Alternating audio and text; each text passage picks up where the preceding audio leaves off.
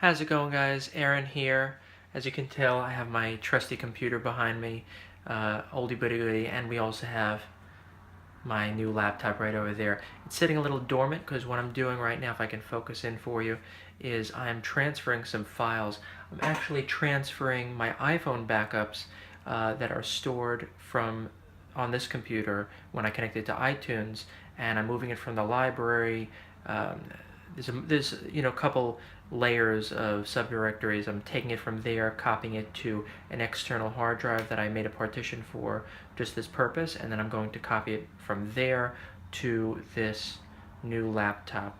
And that's, excuse my hand, and that's so that I can stay current with my iTunes backups, but also I can hopefully have the previous backups to go from if the last backup is unsatisfactory or it's missing something or gets corrupted.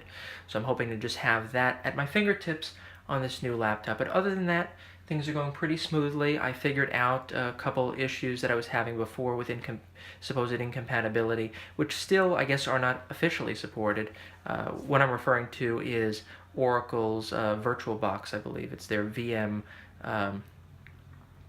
software it's free. It's virtualbox.org, I believe. Not a paid plugin, obviously, but paid plug, but I like their software. So I was able to get it running. I realized that because High Sierra has this automatic kernel extension blocking on it, you have to go in there and manually allow the system to run some of these kernel extensions. And so that's exactly what was going on with the VirtualBox software. So I had to enable that. Once I enabled that, I was able to update the software and run my installation of Windows 8.1, within macOS High Sierra, which is quite nice because I can just go back and forth. Now, it's not without bugs. I have noticed that today. I've been trying to update and various little glitches have appeared, including, I'm speaking about within Windows and having to do, I believe, with the VirtualBox software on macOS High Sierra. But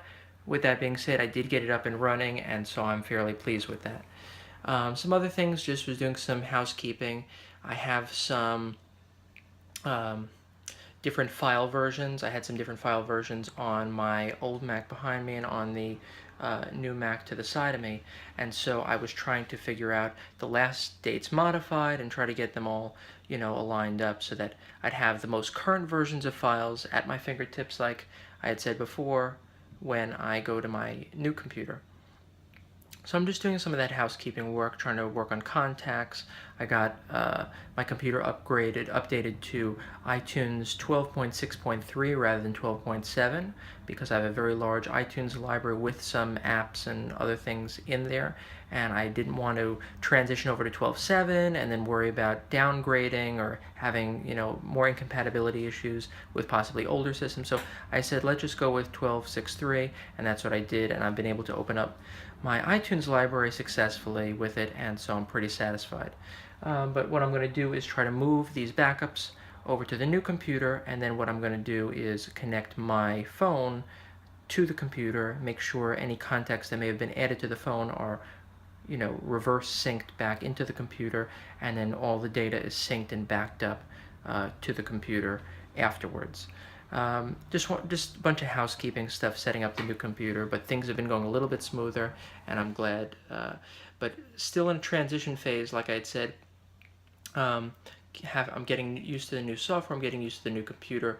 I'm trying to transition more of my workflow in general over to the new computer, and it does have installations of Office, although I do need to authenticate it, and installations of Page, the iWork suite, and other software. I'm used to working on this nice big screen behind me, so what I really need to do is, and I have some extra keyboards, you could probably tell, I have two keyboards side by side. This one's a little yellow, but it's a wonderful keyboard. It's not the keyboard that came with the computer. It's actually a much older keyboard, but I like the travel on these keys. So, and I like the click, I like the sound and everything. So that's what I prefer to use with the desktop. But I do have this white keyboard that I actually wrote a bit of an article on, a bit of a blog post.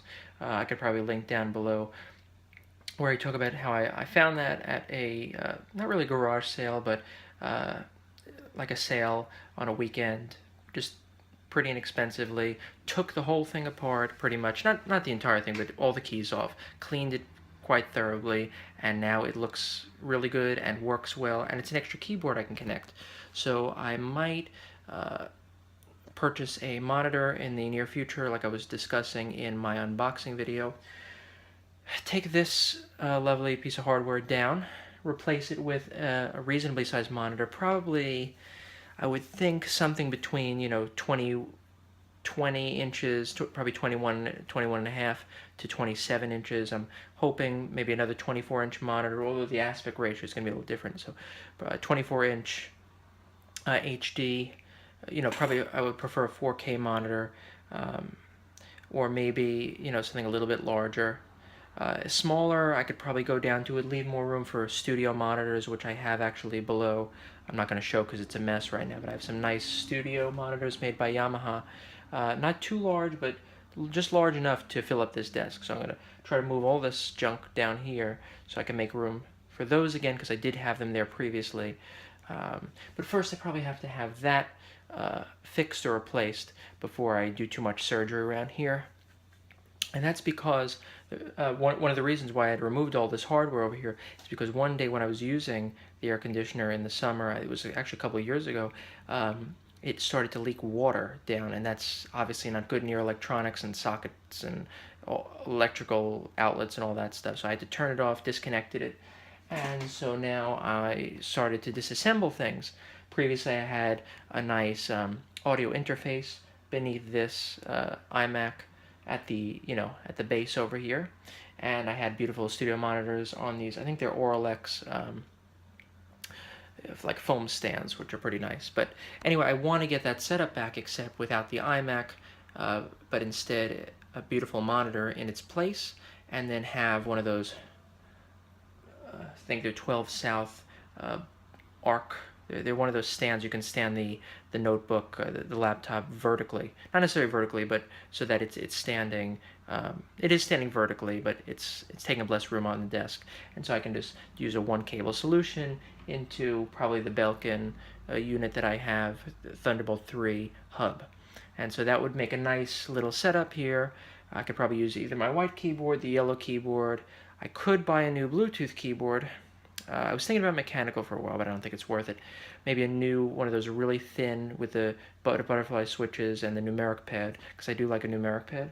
Or I might just crack out the non-numeric pad keyboard that's wired that came with this, and I can hook it up into the hub. But we'll see. And then as a mouse, I'll probably keep my Logitech mouse. This is it's a little bit dirty, but it's a, what is it, MX Performance. This came out, I bought this after the Master came out, but this was more affordable. I forget if I got it on Amazon or not, but this is a little bit more affordable, and it fits great in the hand. Nice ergonomic mouse. Maybe for larger hands it works better, like my hands, but just a really nice mouse that I can use. It has a, you can change the scroll to free scroll, like an infinite scroll or clicky scroll. I'm a little all over the place. I'm just talking to you about my setup ideas, the current progress. Oh, transfer just finished, which is excellent. Now I'm going to connect that into my laptop, get those backups moved over, and continue on with the process. I just wanted to give you a little update and a little bit more insight into the vision that I had alluded to previously. So obviously, if you like the video, hit the thumbs up button. If you want to hear more about my projects, or you want to see more videos in the future, don't forget to hit the red subscribe button below. If you have anything to say on these matters, you have any suggestions, please leave it in the comment section below.